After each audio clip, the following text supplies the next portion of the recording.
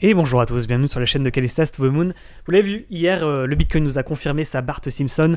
C'était le scénario pessimiste qu'on avait abordé dans la dernière vidéo YouTube. C'est-à-dire qu'il avait cassé son niveau de résistance en vue journée, les 45 000 $. S'en est suivi un rallye haussier de 7% pour ensuite prendre 2-3 jours de latéralisation pour enfin finalement retracer l'ensemble du mouvement et nous faire finalement cette petite figure en Bart Simpson dont on avait parlé effectivement dans la dernière vidéo YouTube. Maintenant que cette Bart Simpson a été faite, où est-ce qu'on en est? Quelles sont les informations que j'ai en ma possession? Je vous rappelle qu'au fur et à mesure de l'avancée et des mouvements de cours, je vous partage effectivement en temps réel les informations sur Telegram. Donc au fur et à mesure, depuis la dernière vidéo YouTube qui a eu lieu il y a maintenant 4 jours, il n'empêche qu'il y a eu des informations au fur et à mesure données sur Telegram. Donc n'hésitez pas effectivement à nous rejoindre. Je vous mets le lien en description tout simplement. Donc c'est parti, on y va. Je vous rappelle avant de débuter la vidéo également que le contenu de cette vidéo n'est pas un conseil en investissement et que vous risquez bien entendu des pertes financières. Donc à vous de faire vos propres analyses et de prendre vos responsabilités. C'est le premier point. Deuxième point, je vous rappelle que bien entendu les likes et les abonnements sont fortement appréciés. Et enfin, je vous rappelle pour terminer, pour tous les nouveaux, que vous pouvez retrouver des liens affiliés Bybit et Binance en description ainsi qu'en commentaire épinglé. En passant par ces liens, vous avez moins 10% sur vos frais de trading à chaque fois que vous achetez ou vendez des crypto-monnaies et ça soutient bien entendu la chaîne. Et puis je vous rappelle également, je vous mets en commentaire épinglé une formation gratuite sur le trading des crypto-monnaies. Allez, c'est parti, on débute directement par le Bitcoin. On résume avec cette vue semaine. Nous avait fait un double bottom, cassure de ligne de coup, pump. Il rebondit sur un niveau de résistance, vous voyez la clôture ici dont on avait parlé dans les dernières vidéos, située à 46 800 $ environ, pour finalement faire une cassure pullback, si vous regardez en vue semaine avec cet indicateur. C'est une cassure des moyennes mobiles exponentielles, pour faire une sorte de pullback, revenir tester les moyennes mobiles exponentielles, et si on ne repasse pas en dessous, ce sera une cassure pullback pour mieux repartir à la hausse, tout simplement. Maintenant, pour ce qui est de la vue journée, sur le Bitcoin, vous le voyez également, on retrouve ce ruban, au-dessus duquel on a réussi à repasser pour inverser la tendance. On était en tendance baissière, puis en tendance latérale, puis maintenant en tendance haussière, et on fait bien des plus hauts et des plus bas de plus en plus haut. Donc pas de problématique pour le moment. Pour le moment, il n'y a pas de grosses problématiques. Voilà, vous l'avez compris. Ensuite, je vais vous indiquer peut-être les moyennes mobiles exponentielles, ainsi que la moyenne mobile 20 périodes, qui est une information importante. Et je vous rappelle également que ces graphiques, vous pouvez les retrouver bien entendu en accès libre et gratuit sur le Discord dans l'onglet bonus graphiques, BTC Hebdo, Daily, H4, H1, ainsi que vos crypto-monnaies préférées, ainsi également que les crypto-pépites qu'on va aborder bien entendu dans la vidéo du jour. Donc ensuite, le Bitcoin effectivement était en range, tendance latérale, il casse sa trendline descendante, il va chercher le haut de range, il casse le haut de range, il pump, il latéralise, il corrige, il revient sur le niveau de support initial, de résistance qui est devenu du coup support, vous l'avez compris, avec ce niveau des 40, pour être précis, 44 500 $. C'est le niveau que je vous ai donné effectivement ce matin sur Telegram, 44 500, 44 600 $. Donc effectivement, pour le moment, ça ressemble à... On va chercher en fait tous les stops, c'est ça que ça veut dire. Ça veut dire qu'on pump, on laisse pas le temps aux particuliers de rentrer avec un rallye haussier qui a duré moins de 15 minutes, pour ensuite laisser le temps aux particuliers de recharger, en se disant on va faire un pump, consolidation, pump. Pas du tout. Il fait un rallye haussier, consolidation, ça laisse le temps aux particuliers de rentrer pour corriger, et puis aller chercher tout simplement les stop-loss de protection que les particuliers avaient placés sous le niveau, pour aller chercher en fait la liquidité, tout simplement. Maintenant, on revient sur le point de départ. La question est la suivante. Est-ce qu'on va continuer à faire des plus hauts et des plus bas de plus en plus haut, en poursuivant en fait la tendance haussière qu'il a amorcée, ou est-ce qu'au contraire, il a fait une cassure, correction, il repasse, vous le voyez ici avec l'indicateur, il rebondit en fait sur la moyenne mobile exponentielle 200 périodes en vue journée, et s'il réintègre, effectivement ce serait un signal de vente pour retomber où? Sur la moyenne mobile 20 périodes qui se trouve ici. Donc max pain, j'ai envie de dire, les 43 000 $ environ. Si on repasse en dessous de ce niveau, c'est pas une bonne nouvelle, parce que on repasserait en dessous de la moyenne mobile 20 périodes, mais également en dessous des moyennes mobiles exponentielles. Donc c'est pas impossible qu'on aille chercher ce niveau-là avant de reprendre une hausse. Voilà. Maintenant, il y a des niveaux de support, hein, bien entendu. Niveau de support à 42 500, 39 700, et enfin en bas de range à 37 000 $. Parce que si on réintègre le range, l'objectif c'est le milieu, voire le bas de range, vous l'avez compris. Et si on repart aux 37 000, je pense qu'il y en a qui vont tirer la gueule. Mais pour le moment, ça ressemble juste à un pump, consolidation, correction. On vient rechercher la résistance qui a été cassée, la résistance de breakout, pour faire une cassure pullback, pour essayer de repartir en tendance haussière. En tous les cas, à mon niveau, l'espoir est toujours permis. Il n'y a pas réellement de grosses problématiques, en tous les cas en vue journée. Je rappelle quand même que ce petit crash qu'on a eu hier ne représente que 4,5-5% hein, quand même. Alors qu'on a fait une hausse quand même, il faut le dire également, entre le point le plus bas et la hausse 41%. Donc 5% dans 40%, voilà, je vous laisse faire vos calculs, c'est pas non plus la Berizina pour le moment, mais il faut le dire quand même, hein, en dessous des 44 500 $, si on réintègre ce range, c'est vraiment un mauvais signal par contre. Voilà, je tiens à le dire quand même. Hein. Voilà, maintenant pour ce qui est de la vue, la vue 4 heures, pardon, on a des informations un peu plus précises, pardon. Vous le voyez, on est en tendance haussière, on suit une ligne de tendance haussière. En fait, on fait des tracés en éventail, c'est-à-dire qu'on prend les points les plus bas, on les trace, pouf, on a une ligne ici. Ensuite, on en retrace une ici, paf. Et en fait, vous le voyez ici, cette trendline haussière a été cassée. Donc là, on a retrouvé le range dans lequel on a tradé pendant 2-3 jours. On l'a cassé. On casse le bas de range. On casse également la trendline haussière. On crash. On va chercher quoi? La trendline, la ligne de tendance haussière suivante. Tac, tac, pouf, on la casse. On va chercher la suivante. D'accord? Donc ça, c'est ce qu'on a vu dans les vidéos formation, les 2 dernières vidéos formation de la chaîne. Hein. Je vous le rappelle, on n'est pas en train d'inventer l'eau chaude. C'est exactement ce qu'on a expliqué dans les dernières vidéos YouTube de formation de l'année 2022 que vous pourrez retrouver gratuitement sur Discord ou sur YouTube. Maintenant, la question est la suivante. On a fait une cassure de trendline. Le problème, c'est qu'on a cassé celle-là également. Et là, c'est pas une très bonne nouvelle parce que c'est la dernière trendline. En dessous, on n'a plus de tracé en éventail comme ça, vous voyez. C'est la dernière d'air, comme j'ai envie de dire. Donc on a cassé la trendline. On fait actuellement un pullback. Je pense que là, il y a une opportunité. C'est-à-dire que si on fait une cassure pullback de la trendline, qu'on repasse au-dessus, on risque d'avoir à nouveau un signal d'achat de rallye haussier. C'est ça que ça veut dire. C'est la raison pour laquelle moi, actuellement, je suis plutôt à l'achat. J'essaie de le prendre, je vais le prendre sur cassure des 45 300 $, pour être tout à fait franc, pour aller en fait repartir à la hausse. Refaire en fait ce que l'on voyait en vue journée, des plus hauts et des plus bas de plus en plus haut. Tac, tac, tac, hop là, et ainsi de suite. D'accord? Donc, c'est pas impossible qu'il fasse ce mouvement pour aller rechercher un nouveau plus haut, pourquoi pas même les 50 000 $, hein, c'est pas déconnant, en plusieurs jours, hein, bien entendu, mais pour ensuite corriger et en fait faire une montée en escalier. C'est ce qu'il nous fait d'ailleurs depuis maintenant un petit mois. Donc là, effectivement, à court terme, pour ceux qui ne sont pas rentrés et qui voudraient peut-être recharger, je pense qu'il est plus prudent d'attendre qu'on repasse au-dessus de la trendline, faire une cassure, pullback, on repasse au-dessus, signal d'achat, et on repart en tendance haussière. On invalide les signaux de vente qu'on avait ici. D'accord? Maintenant, le scénario pessimiste, c'est de dire, on a fait une cassure de la trendline, on a fait un pullback, on recasse le dernier plus bas, ça c'est ce qu'on a vu dans les vidéos formation sur YouTube, donc on repasse sous les 44 500 $. Ça veut dire quoi? Ça veut dire qu'on réintègre le range que vous voyez ici en vue journée, 44 500 $. On va chercher la MM20, 43 000 $ ensuite. Et là, ce trade que je vous propose, qui n'est pas un conseil en investissement en 4 heures, sera invalidé, hein, en longue, je veux dire. D'accord? Je pense avoir été clair. Je récapitule en vue 4 heures pour aujourd'hui. Cassure pullback, on repasse au-dessus de la trendline haussière, on repasse au-dessus des 45 300 $, signal d'achat. Potentiellement, il y a un signal d'achat de reprise de hausse. Attention, fausse cassure, réintégration, on recrache quand même. Pour ceux qui sont plutôt à la vente, cassure pullback, on le prend sur la trendline haussière en short. Ici, on parie sur la baisse. On va rechercher le bas de range à 44 500 $.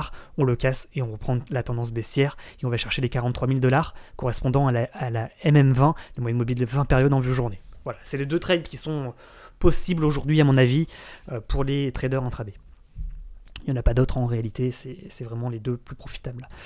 Ok, donc à vous de voir, hein. Cassure pullback pour crash, ou cassure pullback, réintégration, reprise de hausse. Moi je suis plus tenté de dire que pour le moment il y a plus de chances qu'il y ait une reprise de hausse, mais sait-on jamais, hein. Attention quand même, la dernière fois j'avais dit, potentiellement il pourrait nous faire un pump consolidation, fausse cassure, reprise de hausse, donc un buy the dip. Finalement, c'est pas du tout ce qu'il a fait. Il a fait une Bart Simpson, le scénario pessimiste qu'on avait donné également. Donc attention quand même à ce qu'il ne fasse pas également à nouveau aujourd'hui ce scénario pessimiste de cassure pullback, de trendline haussière, pour casser le dernier plus bas, réintégrer le range et repartir à la baisse quand même. C'est à la fin, bien entendu, vous l'avez compris, c'est le marché qui décide. Ok, je pense qu'on est complet sur le Bitcoin. Après, en vue 1 heure, il n'y a pas vraiment d'informations. Je vous donne également la vue 1 heure sur le Discord dans l'onglet graphique. Comme ça, si vous voulez suivre et rentrer au bon moment, en longue comme en short, vous avez le graphique en vue 1 heure. Voilà.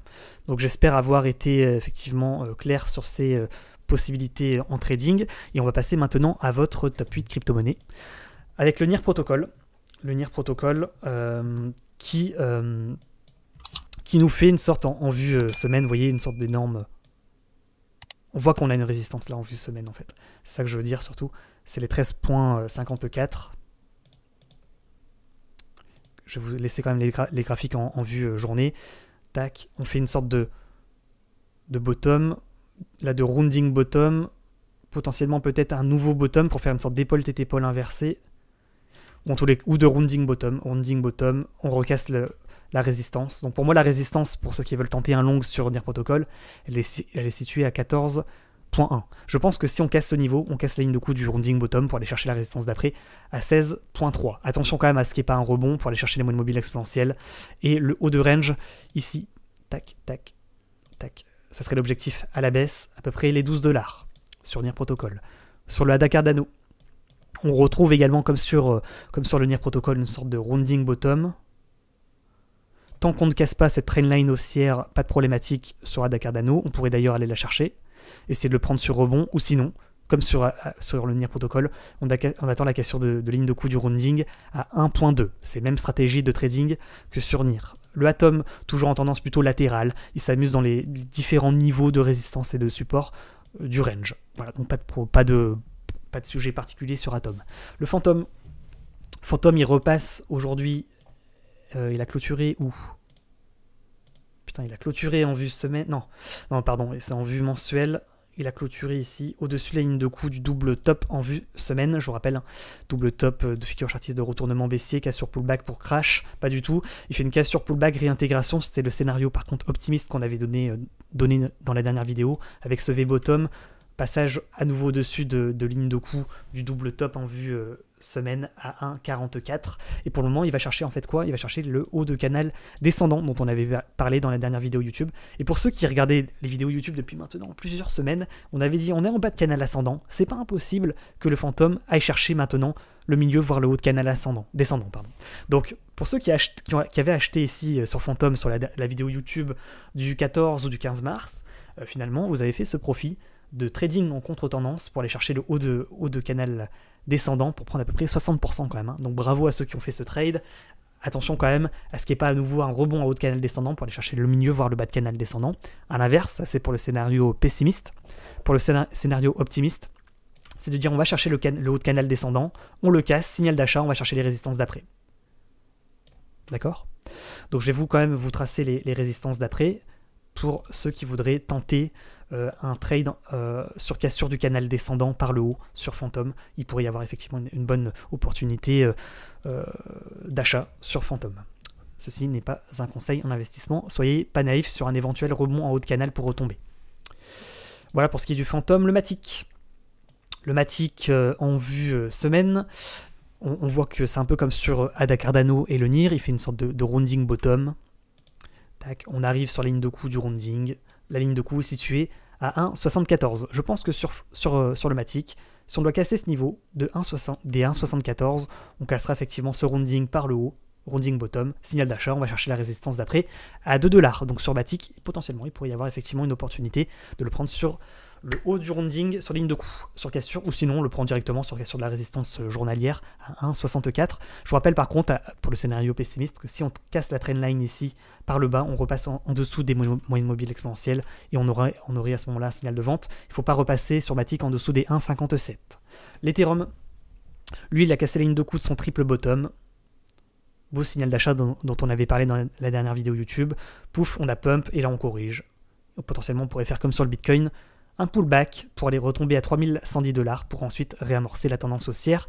Invalidation de cette reprise de tendance haussière si on repasse en dessous de ce support, d'accord? Les 3100$ environ. Attention quand même, hein, c'est pas impossible. Si le Bitcoin réintègre son range et repasse sous les 45 000$, les 44 500$, l'Ethereum pourrait suivre. Le VeChain, toujours dans une sorte de gros triangle symétrique. Il a cassé son haut de range dont on avait parlé, il va chercher les résistances d'après.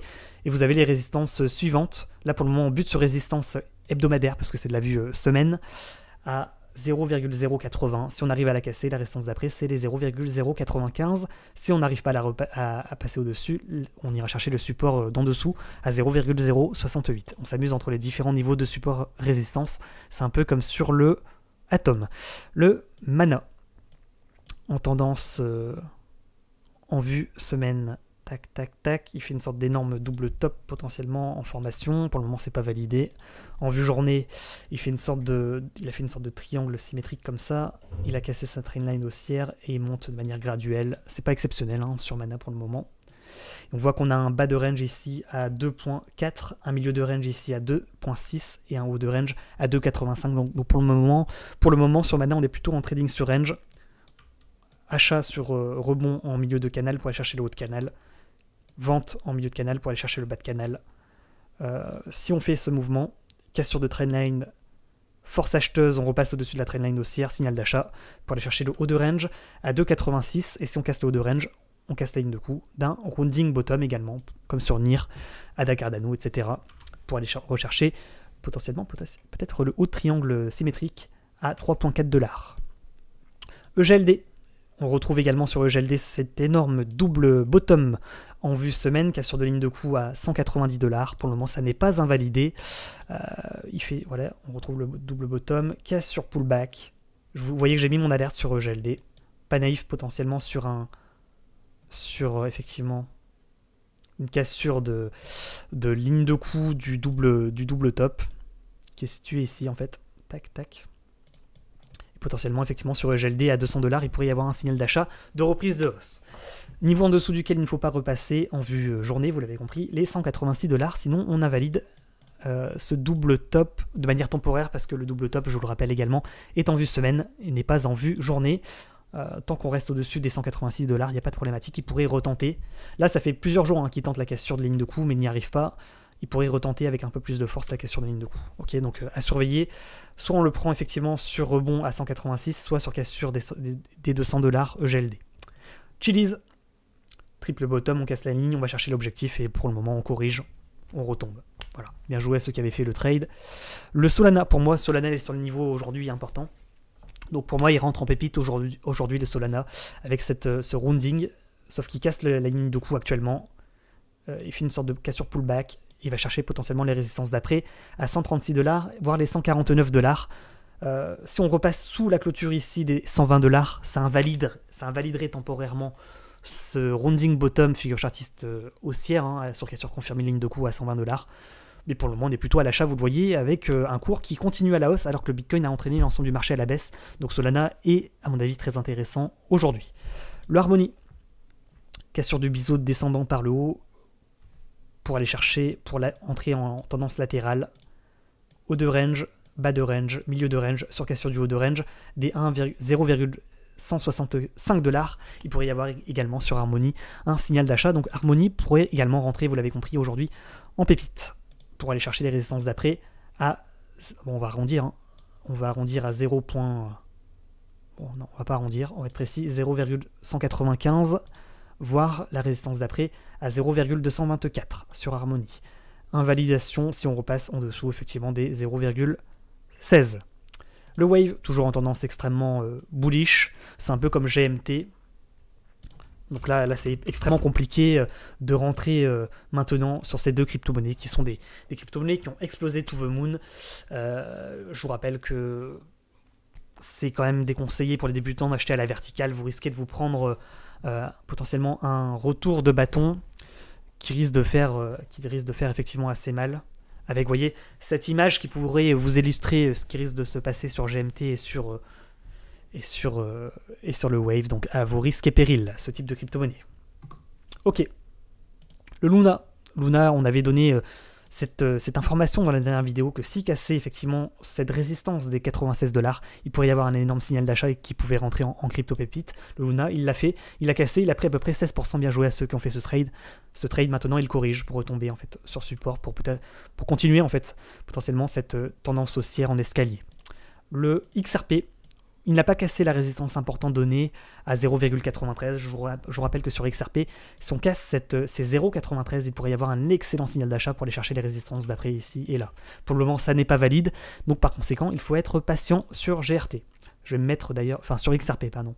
Je vais me mettre également une alerte sur XRP parce que ça pourrait être très intéressant en vue journée. Ok, on a fait le point sur l'ensemble de votre top 10 et sur le Bitcoin. On est déjà à 20 minutes de vidéo et on va passer maintenant aux crypto pépites. La liste, je vous l'ai mise à jour sur le Discord dans l'onglet bonus graphique et on va toutes les ouvrir. Je vous rappelle que les analyses ont été faites en vue semaine et que par conséquent, ça peut prendre plusieurs jours pour casser les niveaux donnés. Je vous rappelle que ce n'est pas un conseil en investissement et que vous risquez des pertes financières, bien entendu. Mais voilà, c'est des cryptos. Voilà, il y a eu beaucoup de travail sur ces crypto-monnaies, ces crypto-pépites. Donc, ça peut prendre effectivement plusieurs jours à casser les niveaux. Je vous rappelle que l'objectif, c'est de trouver les cryptos qui sont sur les niveaux pour prendre sur le breakout et que vous avez une vidéo formation sur les pépites en description ainsi que sur Discord. Donc, on va les ouvrir, c'est parti. Je vais d'abord fermer l'ensemble des crypto-monnaies qu'on a ouvertes, sinon mon ordinateur va exploser. Et je vous rappelle également, soit dit en passant, que vous avez des liens pour créer un compte sur Bybit ou sur Binance en commentaire épinglé si vous voulez soutenir la chaîne. Et vous avez moins 10% sur vos frais d'échange et jusqu'à 3500 € de bonus sur Bybit en fonction de votre dépôt. Donc c'est parti, on y va. Le REN, le TRIB, le FIDA, le COTI, le FA, le UTK, le BLZ, le CKB, le Power, le ROSE, le PIR, le XNXM, le FUN, le GALA, le GLMR, le RSR, le VTHO, le IDEX, le VRA, le ARPA. Vous allez me dire, ouais, il a mis toutes les cryptos, mais vous le voyez, il y a beaucoup de cryptos qui vont être éliminés, en fait, d'office. Parmi lesquels le REN n'est pas éliminé, vous voyez que j'ai mis mon alerte sur REN. Je pense que sur cassure de ce niveau, il pourrait être en pépite les 0,53. Pour le moment, vous voyez, il y a rebond. Tac, donc pour le moment, pas de validation. Le TRIB, également, vous voyez sur cassure des 0,59. Pour le moment, il y a rebond, donc pareil, c'est écarté. Le FIDA, c'est écarté. Le COTI, le niveau des 0,3 s'est écarté pour le moment. Le FA, le FA est sur le niveau. Vous voyez que potentiellement le FA pourrait rentrer aujourd'hui en pépite. Ça fait 4 jours qu'il tente des cassures et qu'il n'a pas réussi à confirmer son breakout. Des 0,293, il est à surveiller dans la journée, le FA. Le UTK, pas loin du niveau. Vous voyez, j'ai mis mon alerte également. Mais pour le moment, il y a rebond avec le niveau des 0,287. Le BLZ, il n'a pas cassé le niveau. Le CKB, il n'a pas cassé de niveau, on est assez loin du niveau. Le Power, il n'a pas terminé. Le Power, on voit qu'il y a une force acheteuse qui va peut-être aller chercher le niveau aujourd'hui des 0,62. Je vais me mettre une alerte également sur Power, parce que ça pourrait se tenter. Je vous rappelle également que pour les alertes, pour ceux qui ont accès au graphique, au channel alerte pépite, quand j'ai les cryptos qui arrivent sur les niveaux et que en fait moi je reçois les alertes directement, je vous les partage avec une alerte sur Discord, comme ça vous êtes également avertis, parce que ce type d'alerte multi-alerte est payante sur TradingView et je vous partage en fait mes alertes sur le Discord dans l'onglet bonus graphique, bonus alerte pépite, et je vous rappelle qu'il faut être level 1, c'est-à-dire qu'il faut être un peu actif sur le Discord pour avoir accès à ce salon. Donc à vous de nous rejoindre et de participer effectivement au salon d'entraide. Le rose, on s'écarte du niveau. Le pire, on n'est pas sur le niveau. Le win, le WNXM, il a fait une cassure pullback, potentiellement on pourrait le reprendre, hein. Il pourrait rentrer en pépite aujourd'hui sur cassure des 32,5. Les 32, pardon, 32 $. 32 $, donc vous voyez, j'ai mis également mon alerte. C'est pas terminé peut-être sur WNX. Le Fun, il a invalidé. Le Gala, il a invalidé. Le GLMR, il a invalidé. Le RSR, il est toujours dans les starting blocks, le RSR, avec potentiellement, il n'a pas terminé. Hein. Tant qu'il ne repasse pas en dessous des 0,0203, le RSR, il pourrait également rentrer aujourd'hui en pépite. Vous l'avez compris. Avec ce magnifique rounding bottom qu'on est en train de perforer. Donc il rentre en pépite, je répète. VTHO, également, il a fait une cassure pullback, en fait, en vue journée, et il a peut-être pas dit son dernier mot. Je pense que sur VTHO, c'est un peu comme sur les cryptos qu'on a sélectionnés, là. Il pourrait également rentrer en pépite sur cassure confirmée des 0,0054 environ. Maintenant, c'est peut-être un peu moins pertinent sur VTHO que sur les crypto-monnaies pépites précédentes, parce qu'en fait, il a déjà fait une cassure pullback. C'est un peu ennuyeux, voilà. Le IDEX, il n'a pas dit son dernier mot. On voit qu'il fait des fausses cassures IDEX. Hein. Il en fait. Un jour ou l'autre, je pense qu'il finira par confirmer. tous les cas, pour le moment, ça n'est pas invalidé. Le niveau donné sur Discord est les 0,173. Pour le moment, ça n'est pas validé. Le Vera, ça n'est pas validé non plus. Le Harpa, ça n'est pas validé non plus. Et ensuite, il y a une liste de pépites suivantes en graphique.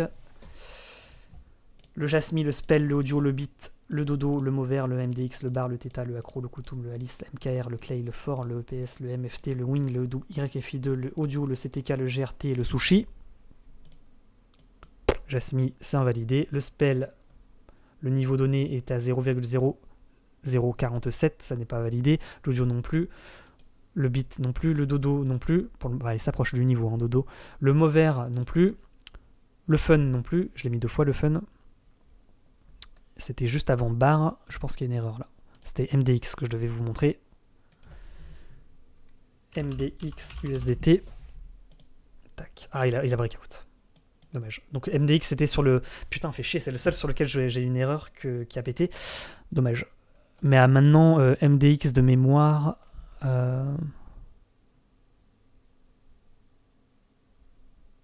il me semble vous avoir donné une alerte. Non, je ne vous ai pas donné d'alerte sur MDX, dommage. Un loupé. Vous voyez, des fois ça part to the moon sans prévenir. Le CTK, ouais, il est sur le niveau, donc potentiellement le CTK pourrait également entrer aujourd'hui en pépite. Je vais vous mettre en commentaire les pépites. Enfin, ouais, je vais vous mettre en commentaire épinglé les pépites du jour, ou sur Twitter plutôt. Je vais vous mettre sur Twitter la liste des pépites que je vous ai donné dans la vidéo du jour, d'accord? Comme ça vous évite de vous taper. Ça fera un résumé. On voit que sur le bar également, il n'a pas donné son dernier mot. Il n'a pas dit son dernier mot. Le bar, il pourrait rentrer également en pépite aujourd'hui. Le Theta, il a rebondi sur le niveau. Le Acro, il est sur le niveau. Acro, pareil, il peut rentrer en pépite aujourd'hui. Sur cassure confirmée des 0,017. Le Koutoum, il a rebondi pour le moment. Le Alice, il a rebondi. Le MKR, il n'a toujours pas validé. Le Clay, il a rebondi.